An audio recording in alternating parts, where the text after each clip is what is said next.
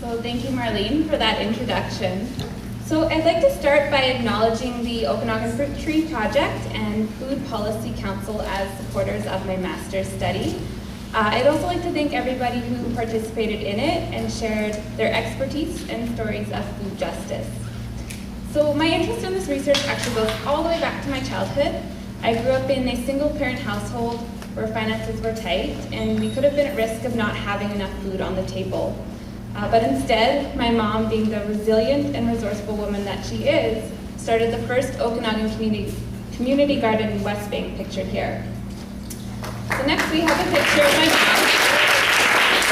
mom in the early 90s, still rocking the 80s outfit and hair. The community garden was a profound and defining experience in my life. It became a place where we could be self-sufficient and gain access to healthy food in a dignified way. And it also became a place of community and inclusion. So jumping ahead 20 years, I began to think more about these challenges to accessing healthy food in Kelowna, and the paradox of living in a rich agricultural community, yet we have a growing population of people experiencing hunger. At the same time, Kelowna has also seen the rise of an alternative food movement that aims to create a healthier and more socially just food system by encouraging people to choose food that is local, fresh, and sustainably produced over cheap, processed, pesticide-laden food that travels thousands of miles to get to our plates. So today the city has evolved into a regional center of emerging food trends and a full-fledged foodie destination. We've seen the explosion of the wine industry, the growth of our farmers market, foodie events, the farm-to-table movement, among other initiatives, all showcasing our region's abundance of fresh vegetables, fruits, meats, cheeses, and bread. So these budding food trends are great for our local economy and tourist industry. They offer new ways to connect with, enjoy, and access local food. However, many aspects of this cultural food shift call on individuals to buy local or vote with their fork, without often considering the barriers certain people face to participating in it. So just as food brings people together, it also divides. And I see food as a medium through which issues of inequality can be made visible in our community. This then becomes food justice, which is concerned with how class, gender, age, race affects people's ability to grow, access, or eat good food. So to put a spotlight on food and justice, I consulted with local food security experts and carried out a photo project and interviews with participants facing challenges to accessing healthy food. The photo project allowed the participants to illustrate their experiences, and I've used many of their photos in this presentation. So what I found from this research? While the food movement certainly is not a unified movement, and there are a variety of goals and players within it, its overall emphasis on relocalizing food is an effort worth celebrating. But I also discovered that it primarily benefits middle to upper class citizens and tourists. As a result, the focus on all things foodie in Kelowna sometimes means that serious issues of hunger and inequitable food access don't gain traction in the conversation and remain an invisible issue. Participants in my study at the periphery of this movement shared feelings of indignity, stigma, shame, and guilt.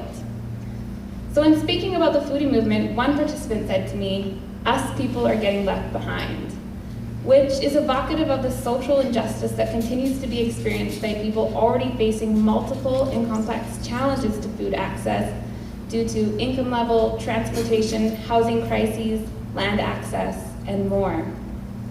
So instead, the participants used different strategies to try and meet their food needs, which included bartering and trading, relying on friends and family, growing their own food and preserving it, buying imperfect day-old food. The most common strategy was gleaning food that would go to waste.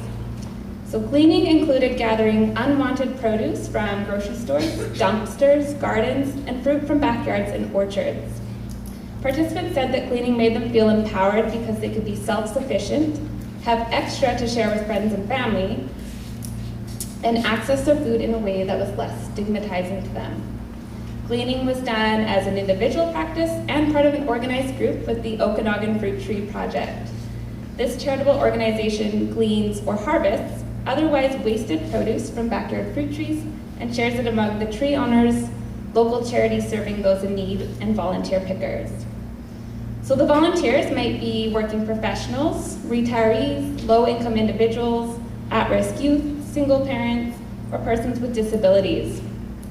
As a coordinator, I realized that food waste is a common, if not growing, concern, yet there's a disconnect between our agricultural abundance, wasted food, and hungry neighbors.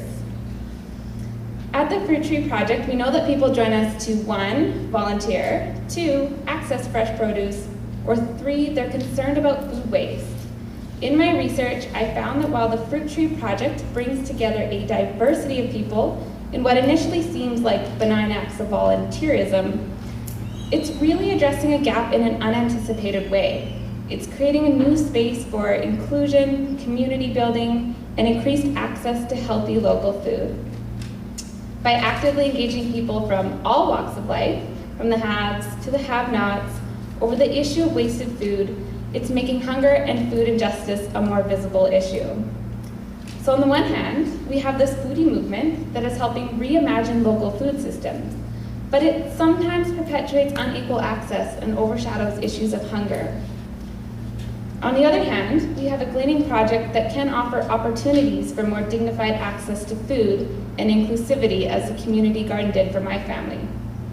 So part of cultivating healthy, just, and vibrant food systems is ensuring that everyone can access its benefits and opportunities.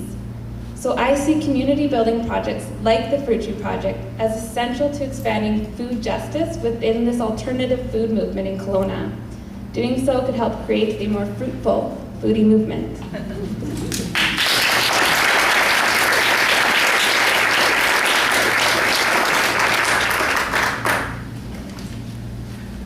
Any questions?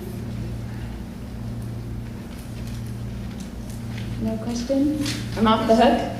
You're off the hook. Mary? Going back to the other talk by Jill, what age tends to be the people accessing the Gleaning project? The Fruit Tree Project?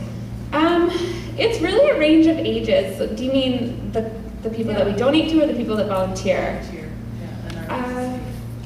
I would say it's a pretty good range of ages, and it sort of depends on when we hold the fruit picks. But I would say probably lean towards more seniors volunteer with us, people who are retired, but we see families come out with their young children, teenagers volunteer with us. So it's all people from all walks of life, for sure.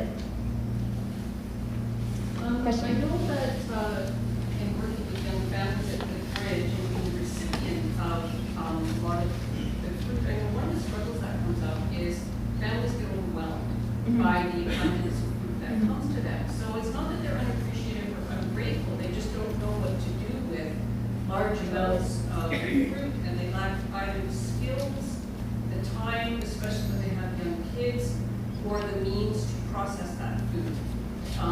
So that canning, freezing, whatever that may look like, but they would like to, right? And so the idea appeals to them, Yeah. but the process overwhelms them. Yeah.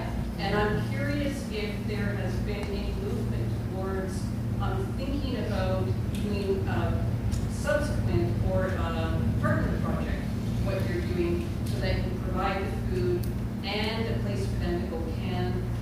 And I appreciate there's a cost to that, so I know that isn't free, but I'm just curious if there's a cost. Totally, yeah. So I can speak to that from my perspective as a researcher. So one of the findings that came out of my research was one of the participants learned about the Gleaning project through me, and she wanted to participate in Gleaning. She wanted to come out and, face multiple challenges. She ended up having to work. She needed a ride. We can arrange a carpool. And then she also mentioned that comment as well, that sometimes she feels like she gets an abundance of fresh food and doesn't know what to do with it and can't eat it all up. And so that's something that the Fruit Tree Project is really aware of, and we're looking to develop those partnerships with organizations in the community, recognizing that those skills are essential to food access as well. Mary? Yeah, just on following up on that, would there be such thing as like a community larder or community freezer where these could be stored and then accessed by people? Yes, that's the dream for sure. Yeah. So I mean, being a nonprofit, being a charitable organization, of course, there's always those constraints. Where we definitely have been very lucky to never have a problem with volunteers or getting volunteers, but of course, always limited by funding as well. But to have a central hub for food-related stuff like that, and have refrigeration and have people be able to come and help themselves to fresh produce is definitely a goal for the future. Have any of the churches with large kitchens been, have you talked about perhaps partnering in terms of processing? We've talked about it a little bit in the past as well too. On our end of things, again, we are a little bit limited in terms of capacity. But yeah, definitely partnerships. We're looking towards that in 2016. If there's volunteers or other groups out there who'd be interested in leading a project like that, the Salvation Army does have 2 kitchens that we'd be willing to discuss the use Awesome. of that are licensed by Interior Health, although there would have to be some other Interior Health hoops to Okay, jump through. awesome. I'll have to follow up about that. Wes? What other needs? In the last while, you've got some lovely containers that makes stacking and movement and Yep. all that really good. What else do you need or do you stand? More funding. Yeah, like I said, it's amazing to see how this project is received in the community, and just the support and everyone, wanting to volunteer and enjoying the volunteer experience. But on that end of things, we're limited by how much we can grow and how many volunteers we can accommodate ultimately by funding. So looking towards a social enterprise model in the future would be one way to do that. So obviously one of the challenges is for your lovely container, your 5-liter container. Yes. There's a challenge there as to where I can go to get it. Yes. Or anybody else. I know Casey's looking Yep. at that and all of that. So yeah, that's another good point. So this year we did fundraising and we pressed 12,000 pounds of apples into some amazing apple juice. And it's there's a little box in the back there, so everyone is welcome to try some. And we're selling it for $15 for the 5-liter box. And so you can follow up with me about that. My contact information is on the handout that you received as well. If you're looking for some fresh local apple juice to support the Fruit Tree Project. If you're looking for a location to sell it out of or that type of thing, that's kind of where I was leading. Yes, If yeah. anybody can help in that regard. Yes, I'm happy to have those conversations with anyone afterwards too around selling it.